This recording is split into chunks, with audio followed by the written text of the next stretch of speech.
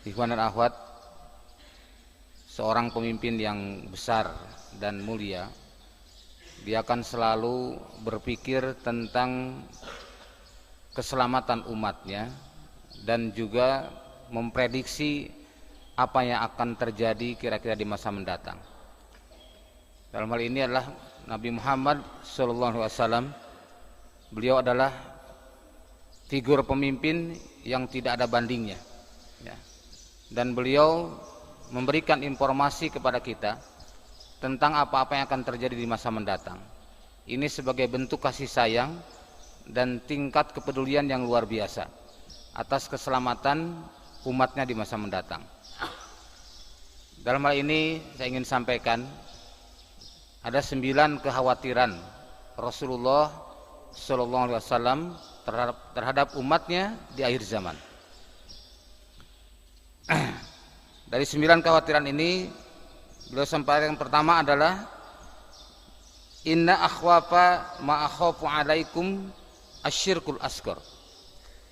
Sesungguhnya yang aku takutkan atas kalian adalah syirkul asghar, syirik yang kecil. Qalu, para sahabat bertanya, wa ma syirkul asghar ya Rasulullah? Apakah itu syirkul asghar, syirik yang kecil itu? Nabi menjawab, ar-riya, itulah riya. Jadi riya ini adalah perkara yang ditakutkan oleh Rasulullah SAW, karena dengan riya amal-amal seseorang akan terhapus. Dengan riya amal sebanyak apapun akan hilang. Di dalam Al-Quran bahkan digambarkan orang yang berbuat riya itu ibarat tumpukan pasir di atas batu yang licin, kemudian terkena hujan lebat, akhirnya hilang sama sekali. Oleh karena itulah hendaknya kita menjaga hati ini jangan sampai berbuat riya. Dan orang-orang yang ikhlas, yang senantiasa menjaga keikhlasan, itu akan merasakan penyakit riya ini. Tetapi orang-orang yang riya, dia tidak akan pernah merasakan ikhlas, ya. Jadi kalau orang yang selalu menjaga keikhlasan, ketika ada lintasan-lintasan hati yang menunjukkan riya, dia akan merasakannya, dan dia pun segera beristighfar, lalu kemudian membenahi hatinya agar dijauhkan dari sifat riya tadi. Hadis ini riwayat Ahmad di halaman 403 juz 5 nomor 24350. Kemudian kekhawatiran yang kedua, Rasulullah SAW bersabda, inna akhwafa ma atakhawwafuhu ala ummati fi akhir zaman. Sesungguhnya aku takutkan apa-apa yang akan yang aku takutkan padanya atas umatku fi akhir zaman, di akhir zaman. Sarasan ada 3.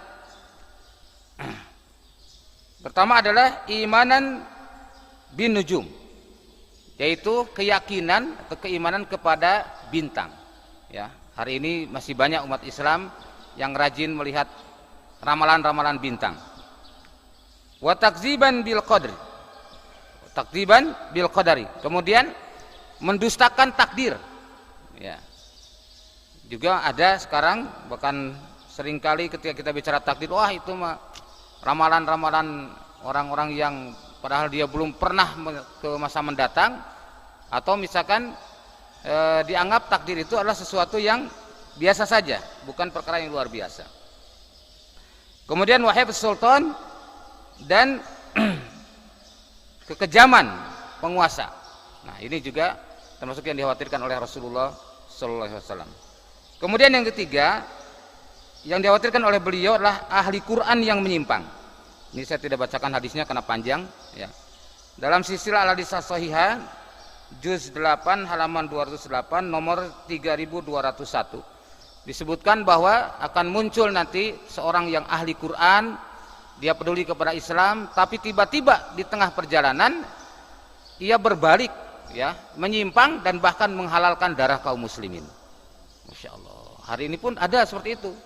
Bahkan kalau kita melihat sejarah, ya, Khalifah Ali sendiri dibunuh oleh Abdurrahman bin Muljam. Dia seorang hafiz Quran dan rajin sholat malam, ya. Ini menunjukkan bahwa fitnah itu akan menimpa siapapun, ya, yang kita harus hati-hati. Kemudian yang keempat, fitnah yang keempat adalah kekhawatiran Rasulullah atas yang keempat adalah adanya orang-orang munafik yang mahir dalam berbicara. In akhwafa ma akhafu ala ummati kullu munafikin alimul lisan. Ya. Jadi sesungguhnya aku takutkan atas umatku, yang akan menimpa umatku itu adalah setiap orang munafik yang pandai bercakap-cakap, pandai berkata-kata, berdiplomasi, berbasa-basi, memutarbalik fakta, mempesona, ya, menakjubkan, padahal dialah seorang munafik yang akan menghancurkan kaum muslimin. Ini hadis riwayat Ahmad juz 1 halaman 149 nomor 145. Kemudian yang kelima adalah adanya pemimpin atau para tokoh penyesat umat. Nah, ini pun kita harus hati-hati. In akhwafa ma akhafu alaikum al-aimatal mudillin, ya.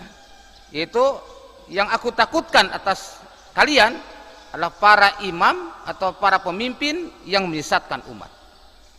Hari ini betapa banyak. Makanya ketika kita tidak memahami substansi makna jamaah, imamah dan baiat, maka tentu saja akan salah kaprah. Tentu akan salah dalam memilah dan memilih. Tentu akan mudah sekali tergelincir.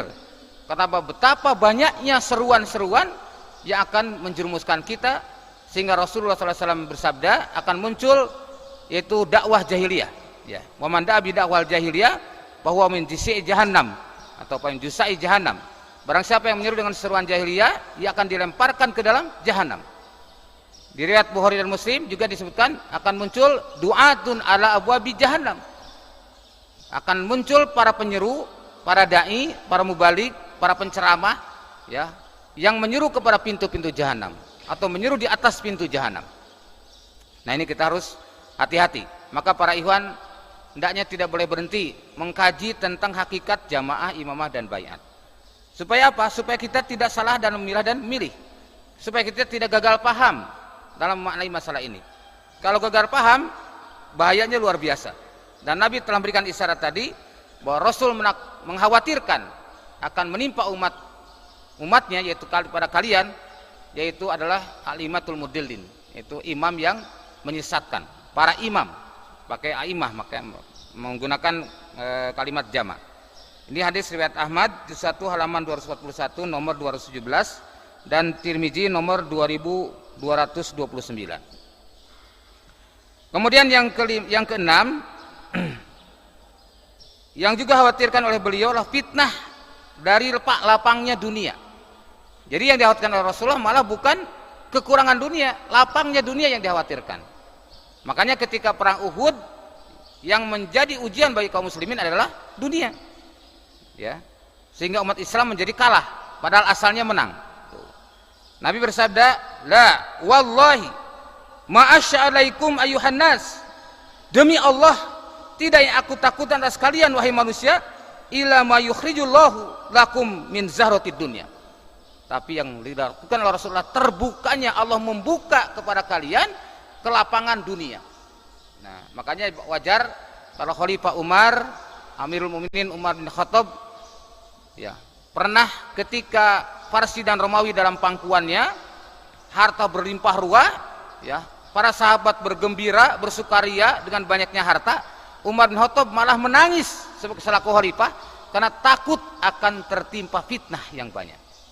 Maka ketika ditanya, kenapa ya Amirul Mukminin, bukankah Allah telah membukakan pintu-pintu kemenangan, Allah telah membukakan pintu-pintu keberkahan dengan rezeki yang banyak ini? Apa kata Khalifah Umar? Justru sejak inilah aku takutkan akan terjadinya pertikaian, perselisihan di antara kalian karena urusan dunia. Oh, Masya Allah. Ini para ikhwan, hendaknya kita jangan sampai urusan-urusan dunia menimbulkan kita bergesekan, berselisih, ya, bahkan sampai tercerai-berai hanya karena urusan-urusan dunia. Ini Sahih Muslim juz 3 halaman 100 nomor 2468. Kemudian kekhawatiran yang ketujuh, beliau menyampaikan, inna akhwafa ma khawfu ala ummati, sesungguhnya yang aku takutkan akan menimpa umatku adalah amalu kaum Lut, yaitu perbuatan kaum Lut, LGBT. Ya. LGBT ini luar biasa, termasuk yang dikhawatirkan oleh Rasulullah sallallahu alaihi wasallam. Maka kita lihat bencana yang terjadi di Palu, salah satunya adalah penyebabnya adalah LGBT. Karena dalam Al-Qur'an dikatakan, a'udzubillahi minasyaitonirrajim, wattaqu fitnatal la tusibannal ladzina zalamu minkum khassah wa'lamu annallaha syadidul iqab. Surat Al-Anfal ayat 25. Takutlah, ya, takutlah bahwasanya fitnah itu Allah akan menimpakan bencana, menimpakan bahaya, karena fitnah yang terjadi bukan saja kepada orang-orang yang berbuat zalim secara khusus, tidak. Jadi tidak hanya pada orang-orang zalim saja, tetapi Allah akan timpakan bencana kepada seluruhnya. Nah, saya sudah sampaikan pada pertemuan yang lalu, di antara penyebab bencana adalah umat Islam terpecah belah. Kemudian karena dosa satu kaum, atau karena dosa kaum yang lain yang kemudian berdampak. Juga karena menyalahi Allah dan Rasul. Nah, ini kaum gay, lesbian, ya, dan serupanya, dan kawan-kawannya, atau disebut dengan LGBT, maka sekarang merajalela dan bahkan dilegitimasi, ya. Ini juga akan menjadi penyebab fitnah yang begitu besar. Ini hadis riwayat Tirmizi juz 6 halaman 41 nomor 1529. Kemudian kekhawatiran yang ke-8, ya, beliau menyampaikan bahwasanya yang aku takutkan kepada kalian. Ketika sahabat bertanya, ya Rasulullah, sebenarnya apa yang kau khawatirkan kepadaku, kepada kami ya Rasulullah? Kemudian Rasul memegang lidahnya. Hada, ini lidahnya gitu. Kenapa? Subhanallah, lisan ini luar biasa. Ya, makanya salamatul insan bihifdi lisan wa yadihi. Selamatnya manusia dengan menjaga lisan dan tangannya. Bahkan ketika sahabat bertanya, ya Rasulullah SAW, ya Rasulullah, ayul muslimun afdol? Siapakah muslimnya afdol? Siapa orang yang paling utama? Kata Rasul, orang yang mampu menjaga lisan dan tangannya. Ya. Maka fitnah akhir zaman termasuk juga begitu mudahnya orang berkata tanpa berpikir akibatnya. Maka hendaknya kita menjaga dalam ini, jangan sampai kita tidak mampu menjaga lisan. Karena dalam Al-Quran dikatakan di surah Al-Ahzab ayat 70 dan 71, Allah berfirman, a'udzubillahi minasyaitonirrajim, ya ayyuhalladzina amanu taqullah wa qulu qawlan sadida yuslih lakum a'malakum wa yaghfir lakum dzunubakum wa may yuti'illah wa rasulah faqad faza fawzan 'azima. Wahai orang beriman, bertakwalah kalian kepada Allah, wa qulu qawlan sadida, dan berkatalah dengan perkataan yang baik. Perintahnya dua, satu takwa kepada Allah, yang kedua menjaga lisan, berkata baik.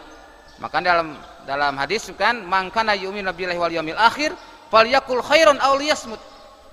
Barang siapa yang beriman kepada Allah dan hari akhir, hendaknya dia berkata yang baik atau diam.